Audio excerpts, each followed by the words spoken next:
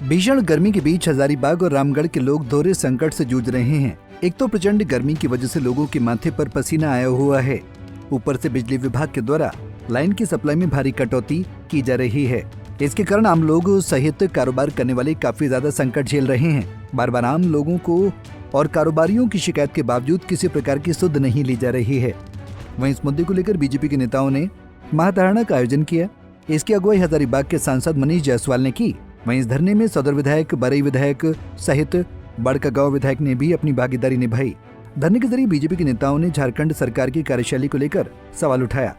जायसवाल ने कहा कि उनके जिले से खनिज बाहर जा रही है, लेकिन इसके बावजूद हेमंत सरकार यहां के लोगों को बिजली की सप्लाई नहीं दे पा रही है। पिछले लगभग 15 दिन से हजारीबाग में और रामगढ़ में विशेष करके बिजली की व्यवस्था बहुत खराब हो गई है।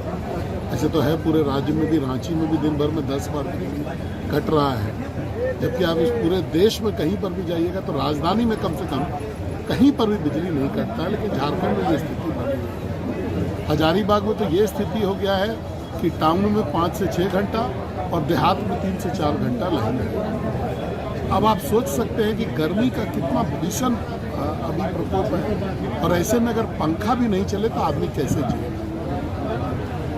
इसको लेकर के अभी 3-4 दिन पहले हम लोग इनके यहाँ पर आए थे, इनसे बात किए थे कि भाई आप अपनी व्यवस्था को सुधारिए, नहीं तो हम लोग धरना देंगे। जिस दिन था हम लोग को यहाँ धरना देने का, उस दिन प्लेन का हादसा होने की वजह से, राजकीय शोक की वजह से हम लोगों ने नहीं दिया धरना।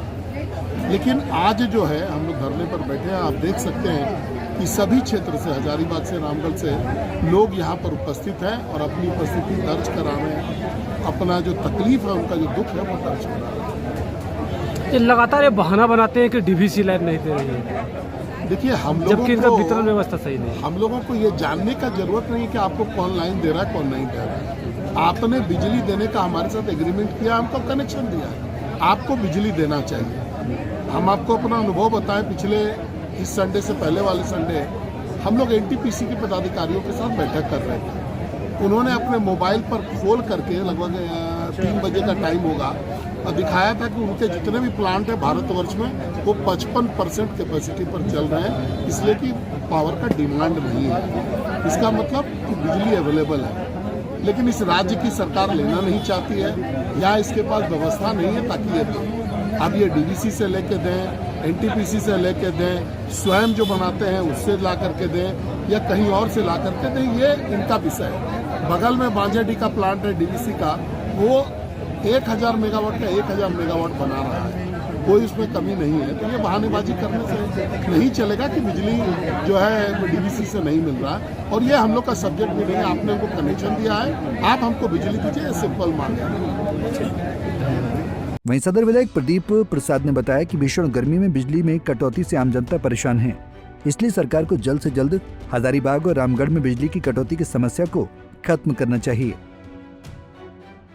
देखिए, बहुत अफसोस के साथ कहना पड़ रहा है कि हजारीबाग जिला और रामगढ़ जिला, दोनों जिला के बल पे पूरा देश रोशन हो रहा है, और हजारीबाग जिला और रामगढ़ जिला आज पूरे अंधकारमय स्थिति में गुजर रहा है। सरकार को सोचना चाहिए।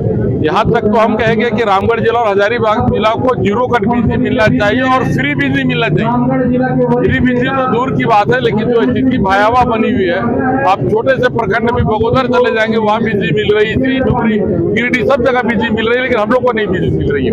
बिजली सरप्लस है, उसके बावजूद भी बिजली मिल रही है, नहीं मिल पा रही है। कितना बड़ा दुर्भाग्य है। सरकार को कुछ ऐसा ठोस कदम उठाना चाहिए कि यहाँ की बिजली 0 कट हो। थोड़ा सा भी अगर आंधी तूफान जाके बारिश भी होती है तो लाइन कट जाता है। इतना फॉल्ट है विभाग में, जिसका कोई वर्णन नहीं किया जा सकता।